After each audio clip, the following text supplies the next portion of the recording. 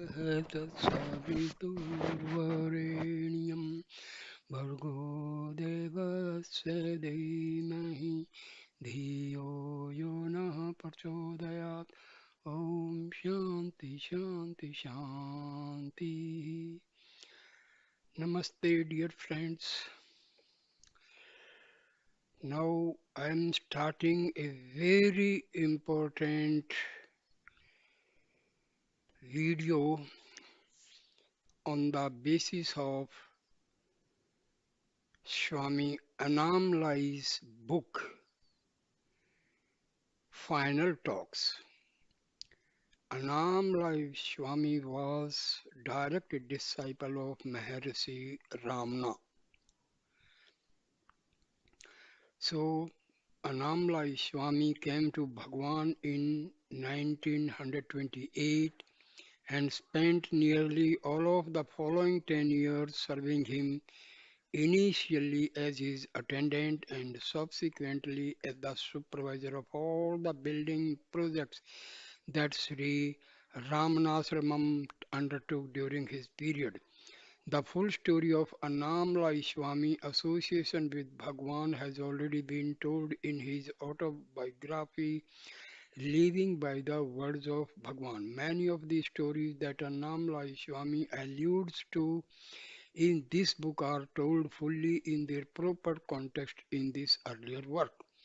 In 1938, Bhagwan instructed Annamalai Swami to stop working in Sri Ramanasramam, saying that in future he should devote himself to solitary meditation in Palakotu, the community of sadhus that grew up on the western border of Sri Ramanasramam.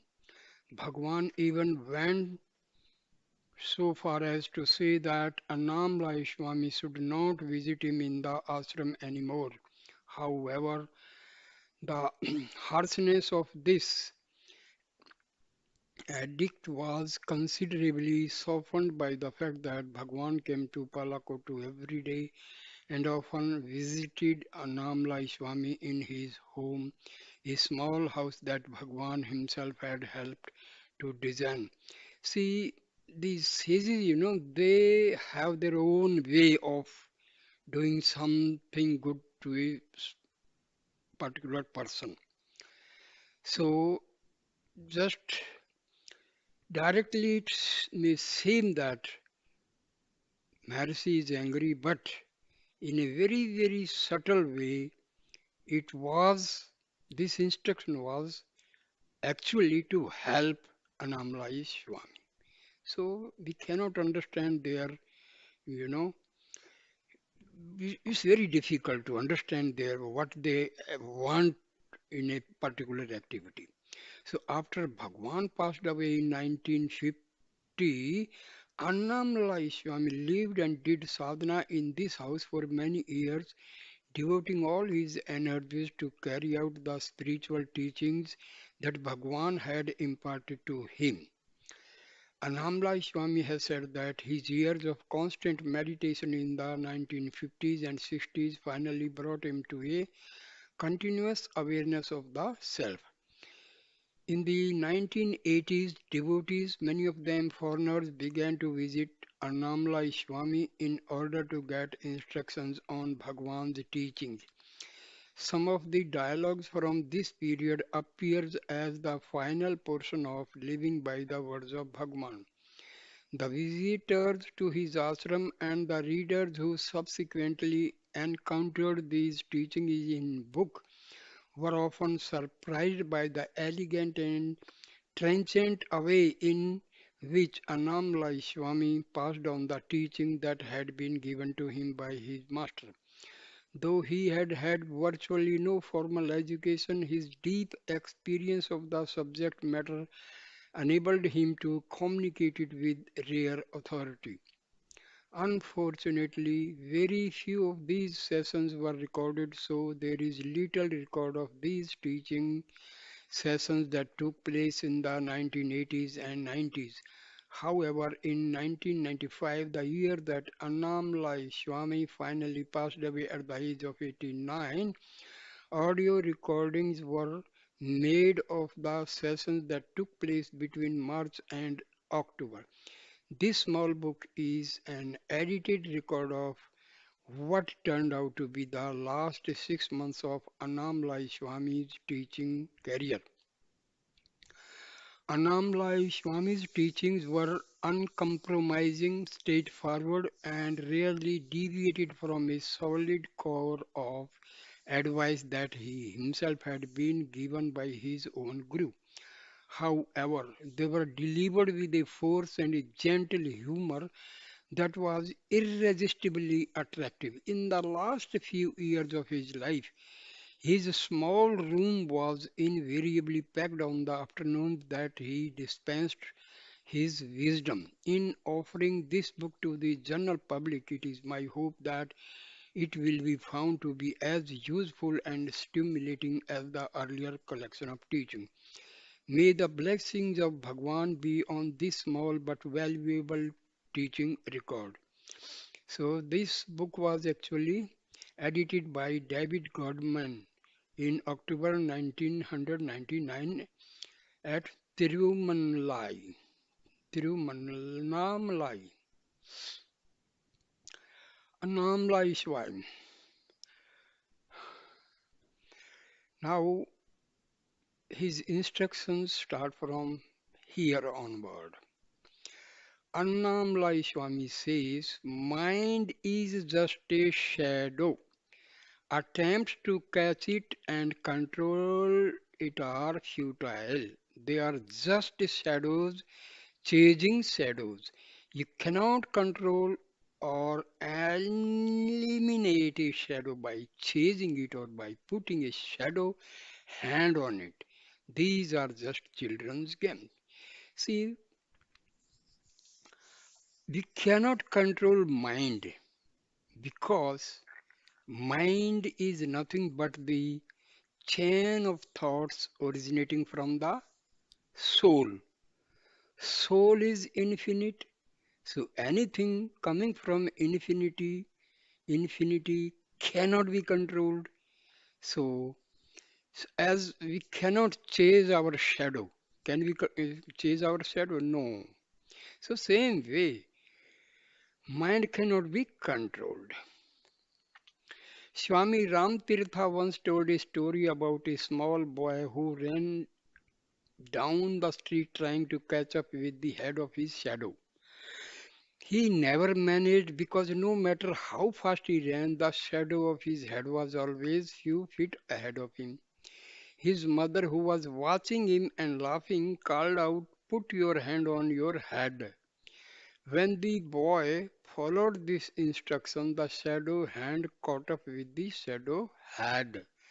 This was enough to satisfy the boy.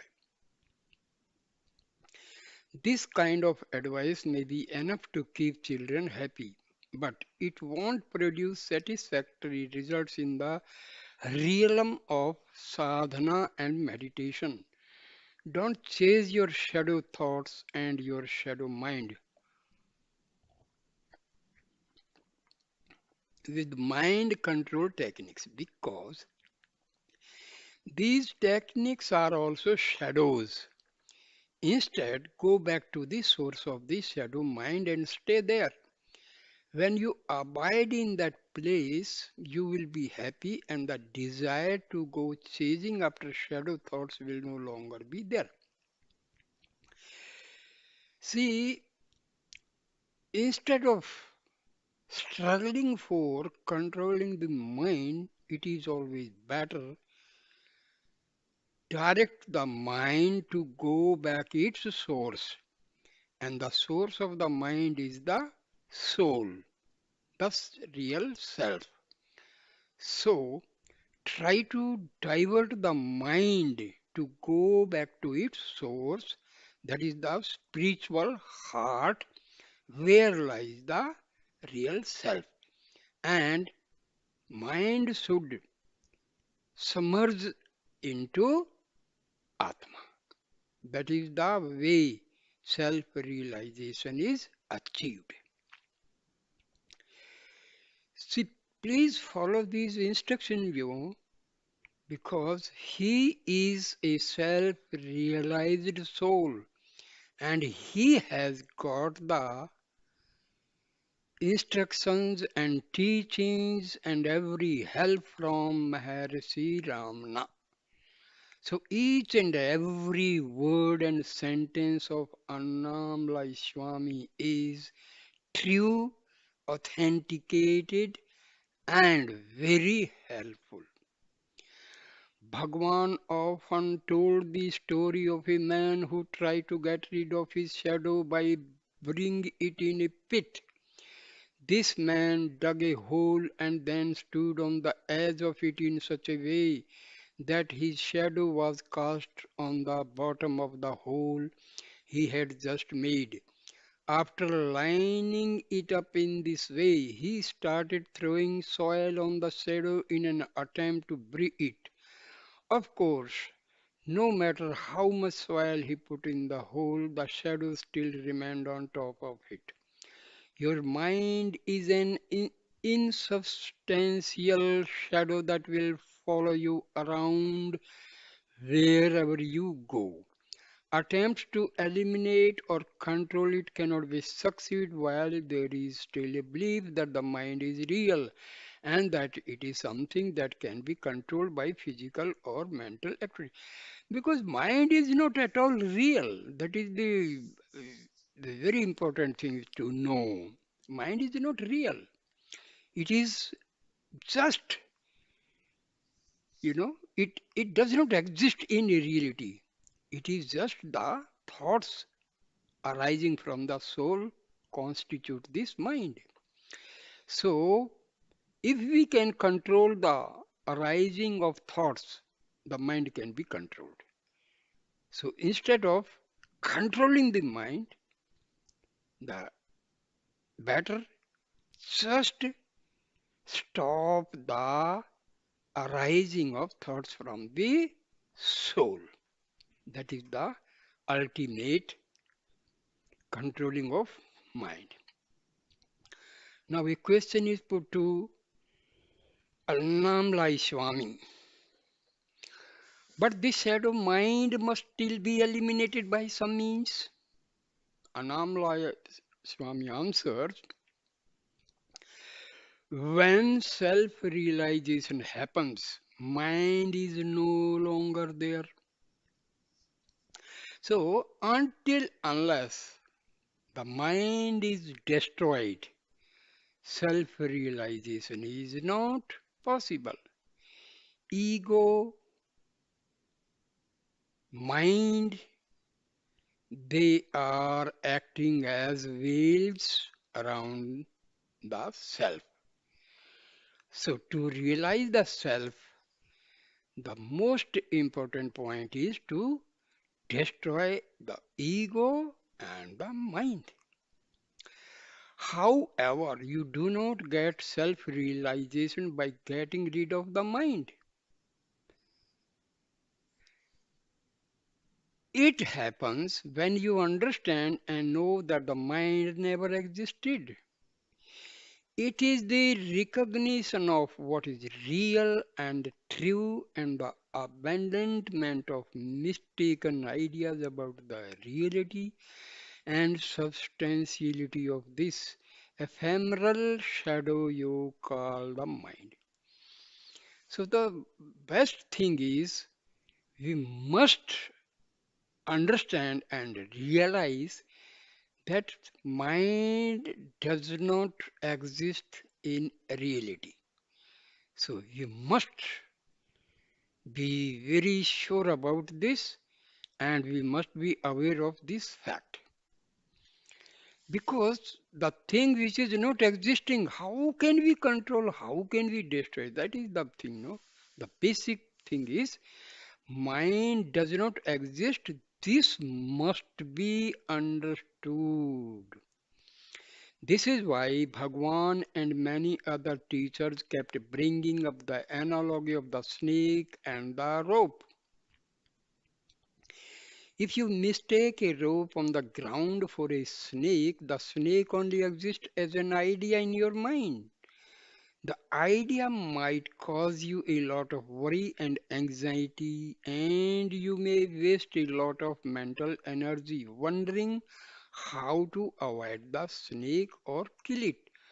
But this fact remains: there is no snake outside your imagination. When you see the rope, the substratum upon which your false idea of a snake is superimposed, the idea that there is a snake and that it is real instantly vanishes. It is not a real snake that has disappeared. The only thing that has disappeared is an erroneous idea. So, mind in reality does not exist. So the question of controlling the mind also does not exist. The thing which is not existing, how can we control it? How can we destroy it? We cannot destroy the thing which is non-existent. The substratum upon which the false idea of the mind has been superimposed is the self. When you see the mind, the self, the underlying substratum is not seen. It is hidden by a false but persistent idea. And conversely, when the self is seen, there is no mind. So, to realize the soul, mind is to be destroyed. And when the mind is destroyed, you can see the soul. Now, question put to Annamalai Swami. But how to give up this false idea that the mind is real? Annamalai Swami replies the same way that give up any wrong idea. You simply stop believing in it. If this does not happen spontaneously, when you hear the truth from a teacher, keep telling yourself, I am not the mind. I am not the mind. There is no mind. There is no mind. Consciousness alone exists.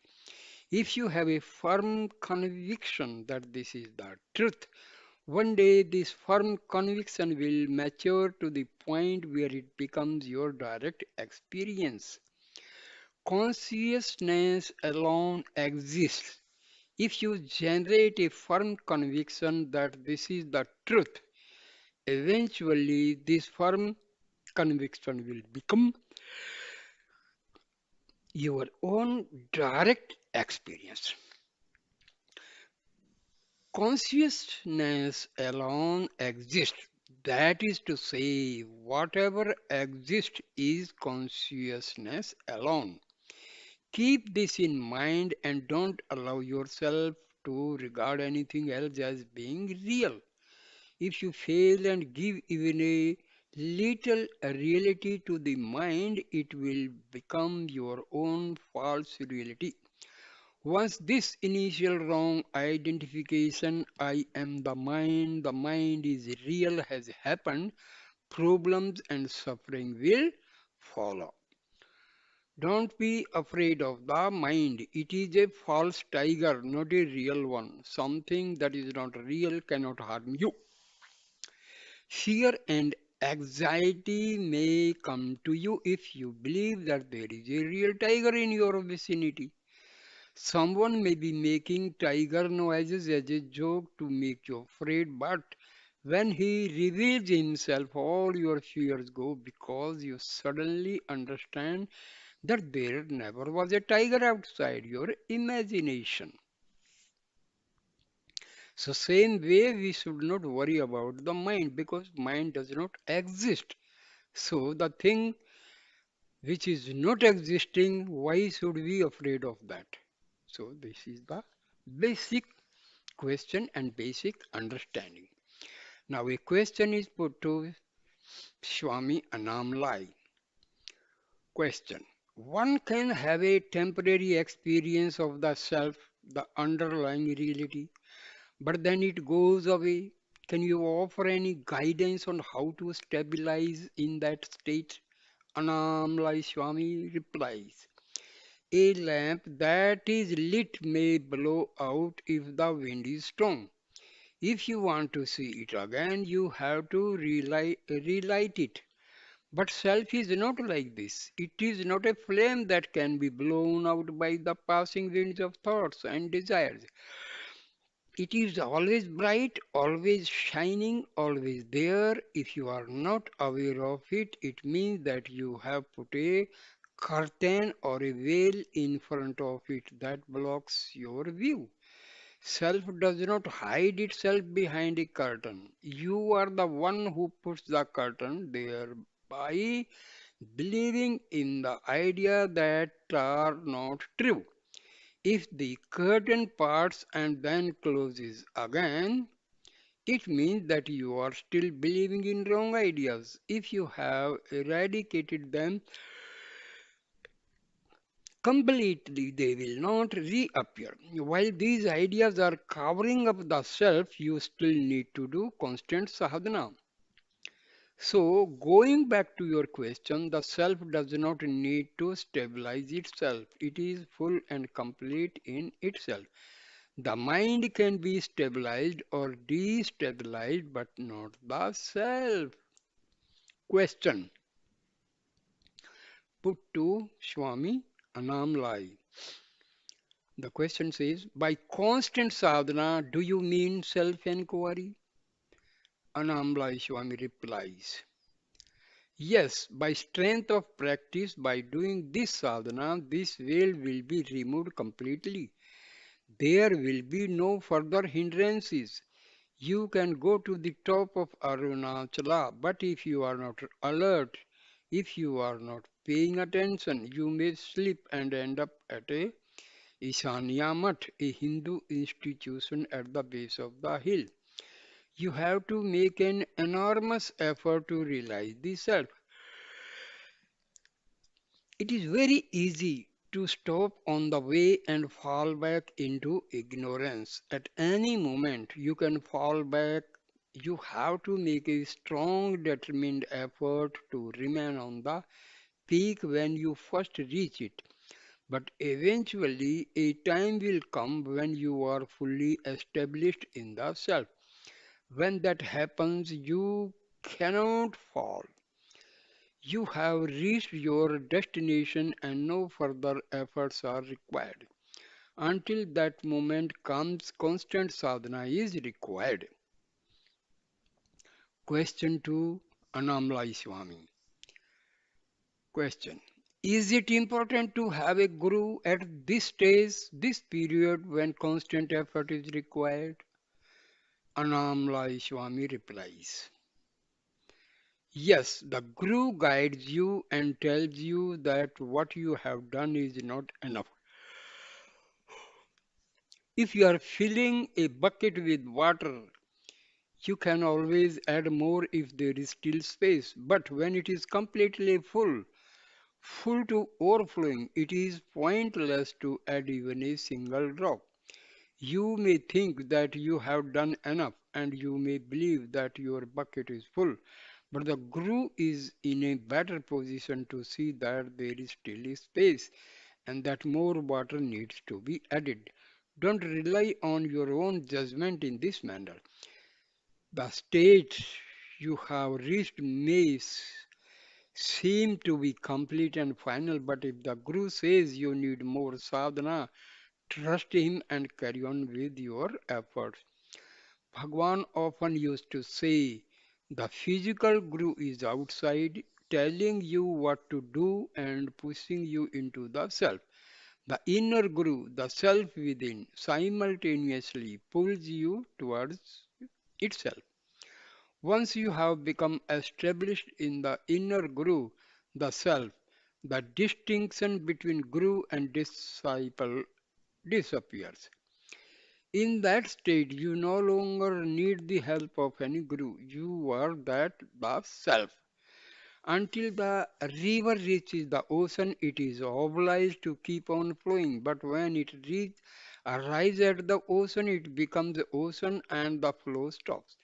The water of the river originally came from the ocean. As it flows, it is merely making its way back to its source. When you meditate or do sadhana, you are flowing back to the source from which you came. After you have reached that source, you discover that everything that exists, world, group, mind is one. No differences or distinctions arise there. Non-duality is jnana. Duality is samsara. If you can give up duality, Brahman alone remains and you know yourself to be that Brahma. But to make this discovery, continuous meditation is required. Don't allocate periods of time for this. Don't regard it as something that you do when you sit with your eyes closed. This meditation has to be continuous. Do it while you are eating, walking, and even talking. It has to be continued all the time. Okay. Question to Annamalai Swami. How does the jnani relate to his body? How does it feel to him? Annamalai Swami replies, the jnani is not really aware of the body, or if he is, he feels it like akasha, space itself. After one of the operations to remove the tumor on Bhagwan's arm had been completed, I was worried enough to send a girl who worked for me to the ashram to ask how Bhagwan was. I could not go myself because Bhagwan has asked me not to visit him. When this girl told Bhagwan why she had come, he started laughing very loudly. I interpreted this to mean that nothing had really happened. His laughter was a message to me that Bhagwan was not his body and that I should therefore not be upset or worried by anything that happened to it. Years before, I was walking on the hill with Bhagwan when he remarked, I don't feel the weight of the body at all. I feel as if I am walking weightlessly through the sky. I sometimes have the same feeling when I am walking around.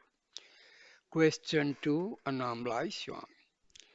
I was not here yesterday, but it seemed that someone asked a question about the vibration that comes of a jnani. You also apparently talked about the vibrations that ordinary people and bad people give off.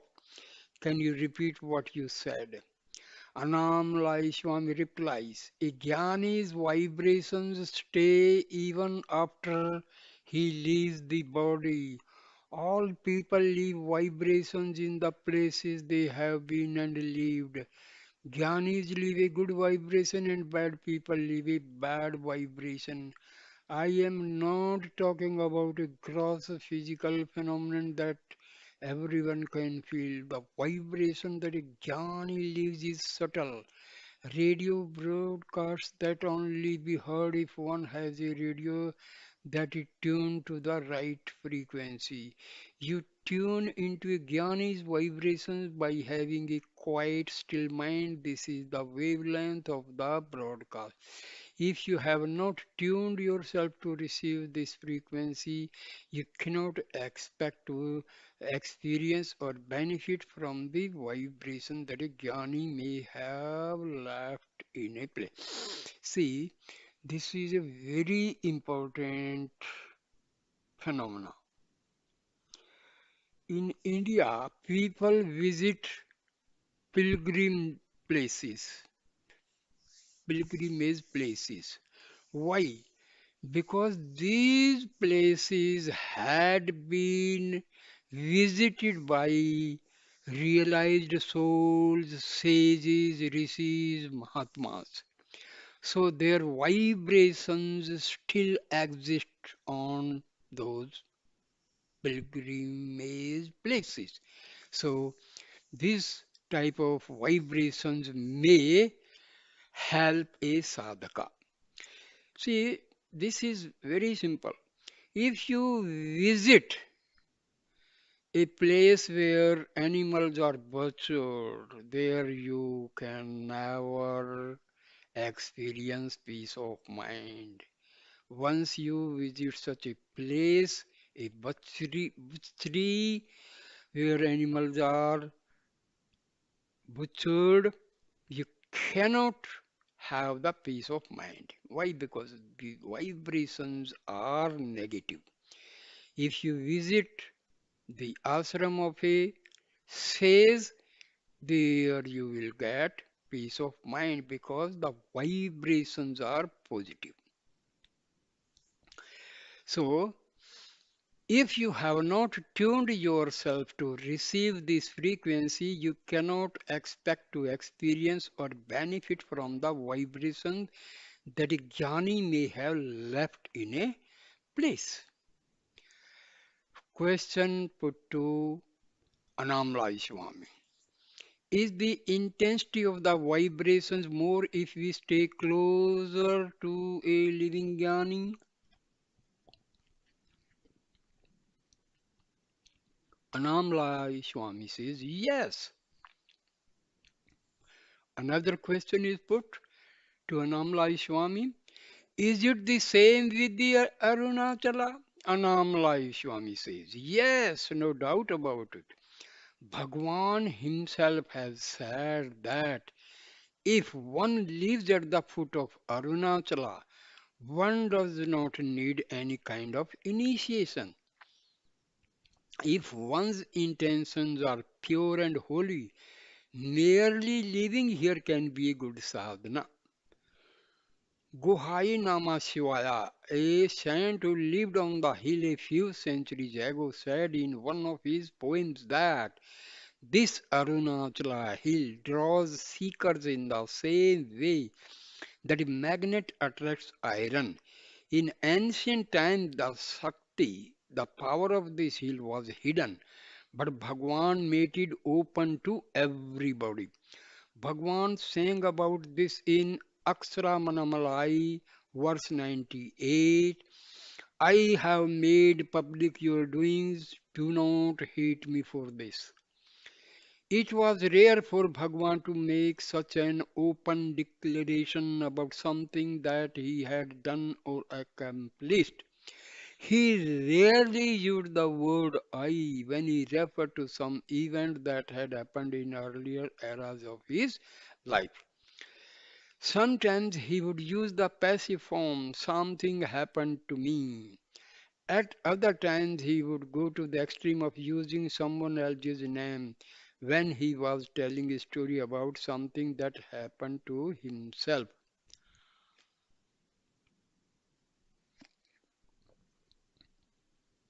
A question is put by a devotee. The question says, I am going back to Europe for 2 months. It may be longer because there is a possibility that I may have to prolong the trip.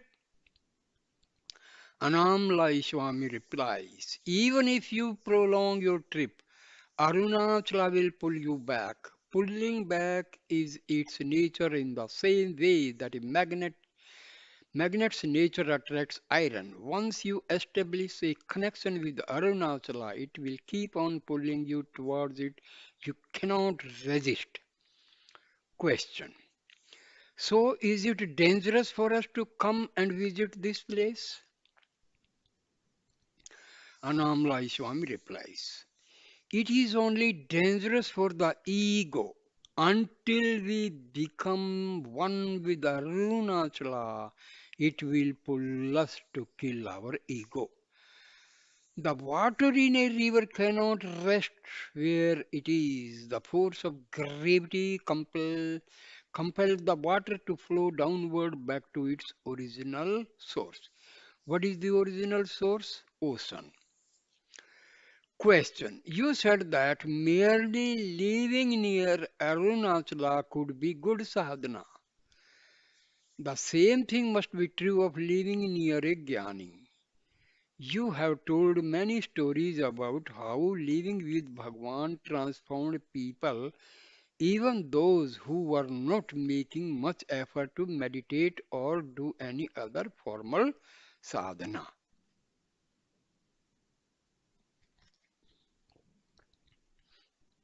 Annamalai Swami replies, yes, we were all immeasurably benefited by being in his presence, by doing ordinary, everyday things with him. He was always available to give advice about sadhana if anyone wanted to ask about it. But we were also benefited by his presence and by the example he set on how to live life properly. For much of the time, Bhagwan would appear to be a lenient, tolerant, easygoing father. If we did not follow his instructions about various aspects of our lives, it would seem for a while that he was allowing us to go our own way. Sometimes it even seemed as if he was approving some of the wrong things that we were doing, but slowly, when the time was right, he would lead us back to his own way. Question. So, when people did things that were really bad, he did not complain or interfere? Annamalai Swami replies, when Bhagwan lived in a mango tree cave, a man called Jada Swami gave him a lot of trouble. At the beginning of their relationship, whenever Jada Swami conducted a puja, he would invite Bhagwan along and then ask him to bang the drum at the culmination of the ceremony. This effectively relegated Bhagwan to being a minor functionary in Jada Swami's puja. Jada Swami would put on quite a good show, so much so that many passing pilgrims or members of the public would be attracted to these ceremonies. It helped, of course, that Jada Swami got a very imposing figure. With his long matted hair and fierce look, he looked like an archetypical ascetic sadhu. However, many people attending the pujas noticed the radiant expression on the face of the young boy who was banging the drum, and some of them began to prostrate to him because they could detect something of his radiant holiness. Jada Swami got very jealous when he saw this happening. But he tried to recoup some of his self-esteem by telling these visitors, he is my disciple, so you can do namaskar to him as well. Bhagwan never objected when Jada Swami behaved like this or made untrue claims about him being a disciple. When it became clear that Bhagwan was going to attract a big following of his own, Jada Swami got jealous and tried to drive him off the hill. On one occasion, when Bhagwan was sitting outside Virupaksa cave, Jada Swami even tried to kill him by rolling a big boulder onto him. Bhagwan, who was sitting with his back to Jada Swami, got an early warning of the attack when he heard some little pebbles cascading down the rock behind him. Bhagwan jumped up and caught Jada Swami red-handed. When he confronted him and asked him what he was doing, Jada Swami tried to bluff his way out of it by saying that he was just playing a practical joke. I was just doing it to see if you would get afraid, he said. Bhagwan never criticized him even after this incident, and the two of them continued to live side by side on the hill for several years afterward. Question. This behavior, these things that Jada Swami did, they are not the sort of thing that one would expect from a sadhu living on Arunachala. Anam Swami. replies, Guhaishnamashwai, who lived on the hill several centuries ago, was also famous for his bad temper. In one famous incident, he cursed a group of weavers who had been causing him trouble. Within a short time, all their businesses failed. The curse was apparently a long lasting one, for in the years that followed, all attempts to start weaving business in Tiruvannamalai failed.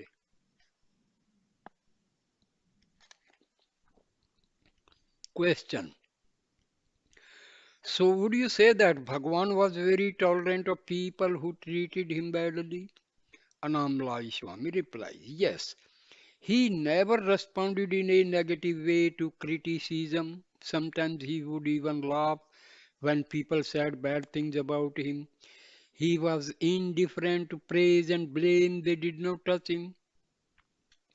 When Perumal Swami printed his insulting book about Bhagwan, Bhagwan simply said, keep the book in front of the ashram so that people can read it there. The good people won't believe it, but when the bad people read it, they will say, stay away and leave me in peace. This happened in 1930s at a time when large crowds of people were starting to come to Ramanasramam. Perumal Swami did a good job of distributing the book himself, for many of the casual visitors from town stopped coming. It was a bit of a break for us because many people would just come at mealtime hoping to get a free meal. These freeloaders were disturbance for all of us. Sundaram,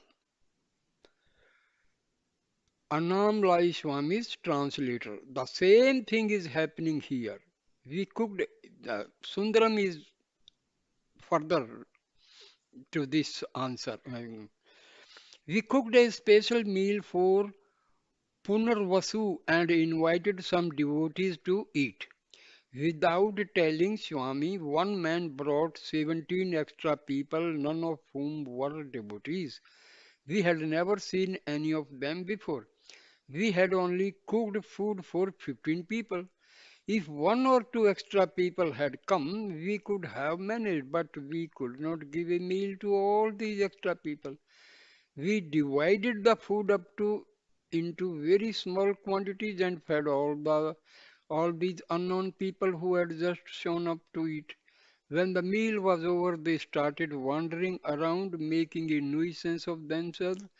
They disturbed the people who were still cooking in the kitchen and they stole the sandals of one of our devotees. Swami does not mind meeting with sadhaks who want to discuss important spiritual matters, but he does not like these functions where lots of people come. He is very weak most of the time and he wants to save his energy for important matters. Anamlai Swami laughing. I just give vibhuti to most of the people who come. But no matter how much I discourage visitors, they still come often for no good reason at all. I am physically weak, so I can only deal with people for short periods nowadays. I am a bit like a well that is fed by a small spring. A few people taking buckets of water out at the same time will empty the well. Then they will have to wait some time for the water to flow in again before they can take more water. A devotee who came to Annamalai Swami had so much pain in one of his legs. He found it very difficult to sit comfortably on the floor. After Annamalai Swami had observed the difficulties the man was having, he made the following remarks.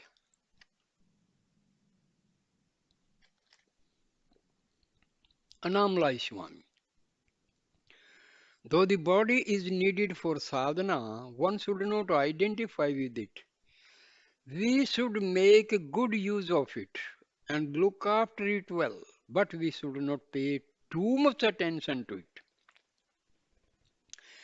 There are so many thoughts in the mind, thought after the thought after thought, they never stop. But there is one thought that is continuous, though it is mostly subconscious. I am the body. This is the string on which all other thoughts are threaded. Once we identify ourselves with the body by thinking this thought, Maya follows.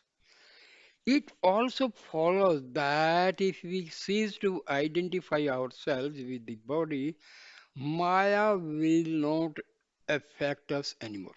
See, Maya is nothing but the power of God. It, it says its function is to confuse.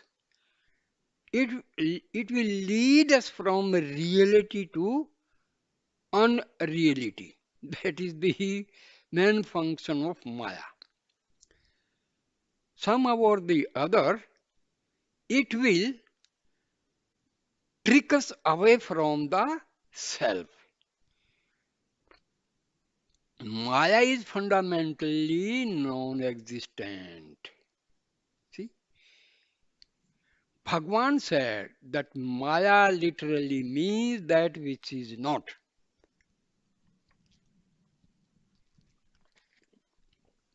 So Maya is non-existence. It is unreal because everything that Maya produces is an outgrowth of a wrong idea. It is a consequence of taking something to be true that is not really true. How can something that is not real produce something that is real? If a barren woman says that she has been beaten by her son, or that she has been injured by the horns of a hare, we would rightly take her to be deluded. Something that does not exist cannot be the cause of suffering or of anything else. Maya may appear to be real, to have a real existence, but this is a false appearance. The truth is, it is not real, it has no existence at all. How to get rid of this? I am the body feeling and of the Maya that is produced by it.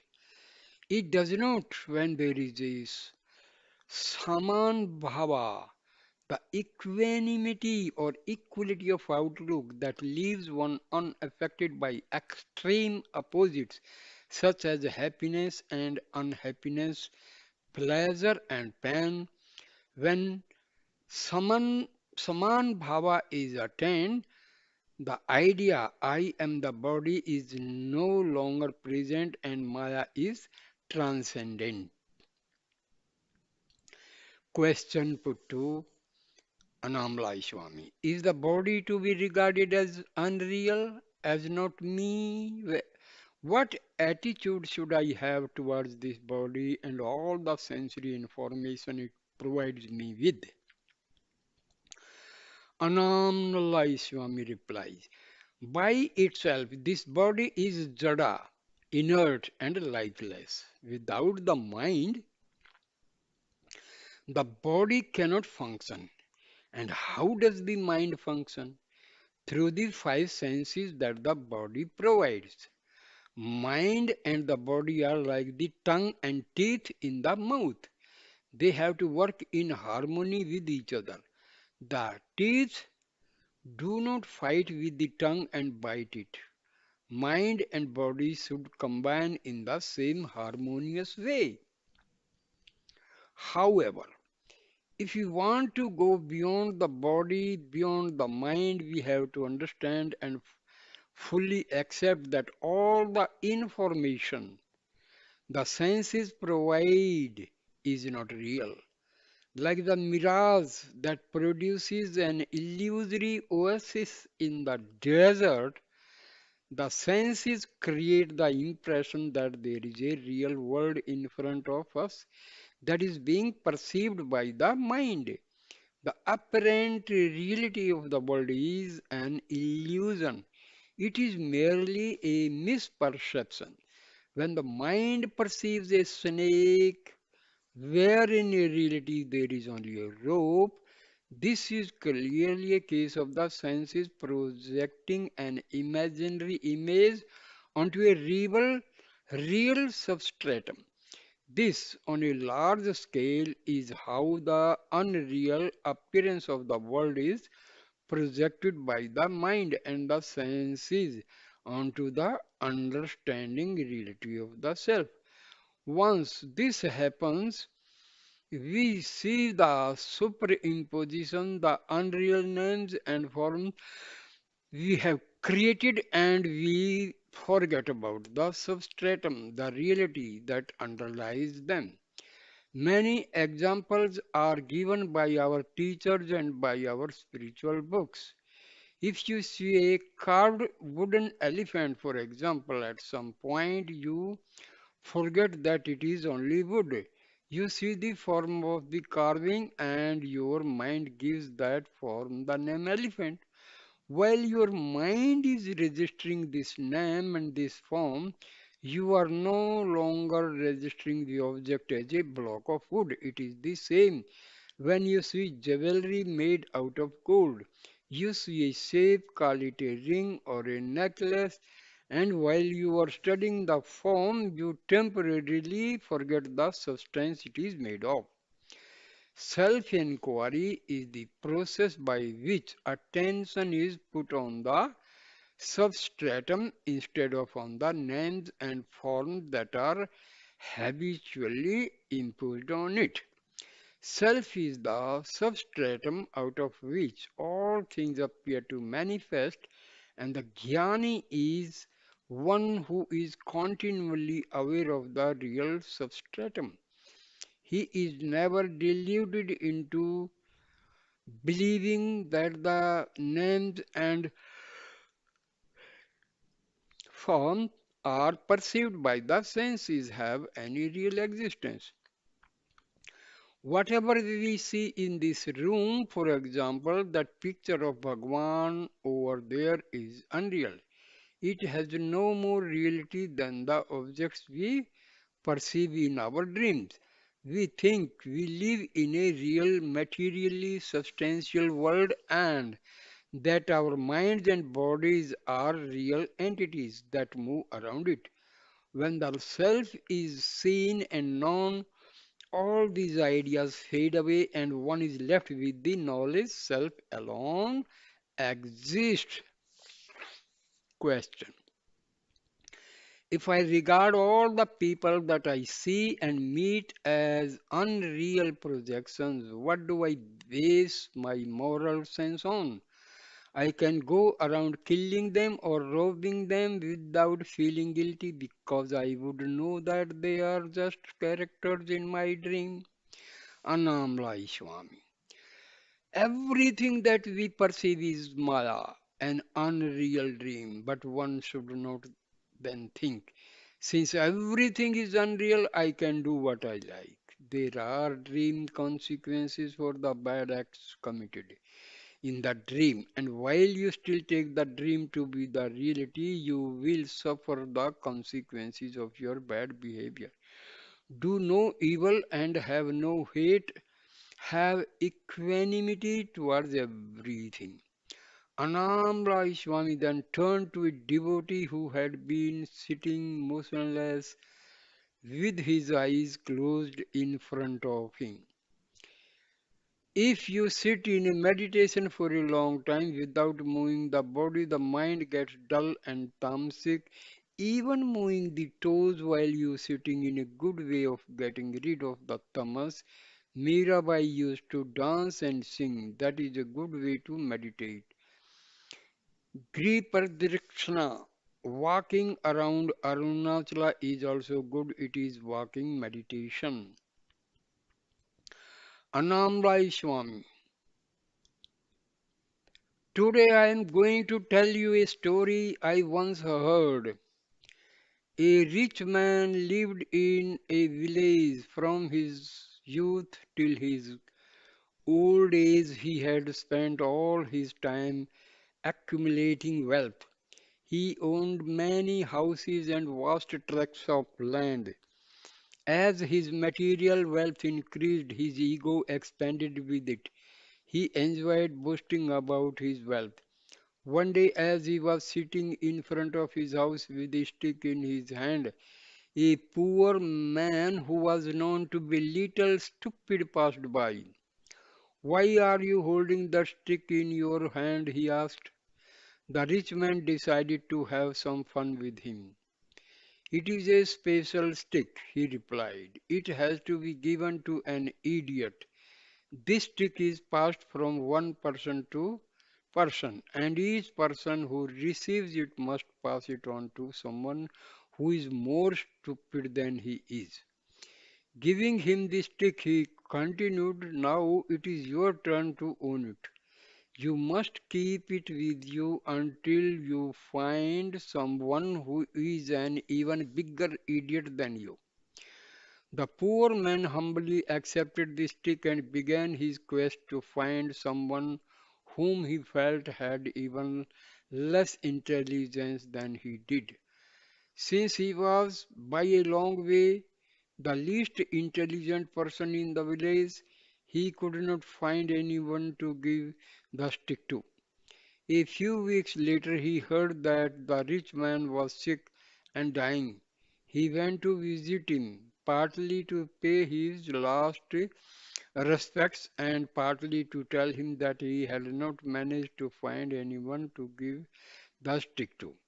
He took his custody of the stick very seriously and he wanted advice from the rich man who owned what he should do with it. After some preliminary conversation about the rich man's health and the fate of the stick, the poor man asked the rich man what was going to happen to all his money when he died. I have to leave all my money here, answered the rich man. I do not know where and when I shall be reborn, but I do not know that I cannot take any of my money with me. I shall have to start off with nothing again. He relapsed onto a glum silence, not relishing the prospect of being parted from his money. The poor man, who had never really considered this aspect of dying before, thought about it for a while and then came to a conclusion. You must have the stick, he said, handing it back to him, because I have suddenly realized that you are an even bigger idiot than I am. Though you have had a long life and many opportunities, you have accumulated nothing of value that you can carry forward with you. You have no peace of mind because you are worried about losing your money, and you have accumulated no good karma because you have spent your wild life pursuing selfish ends. In a few days, the piles of money you have amassed will have the same value for you as piles of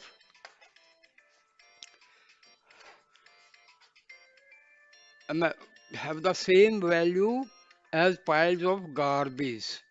This money will have no value. By devoting your entire life to the accumulation of things that will ultimately prove to be of no use, you have demonstrated that you are a worthy recipient of the stick.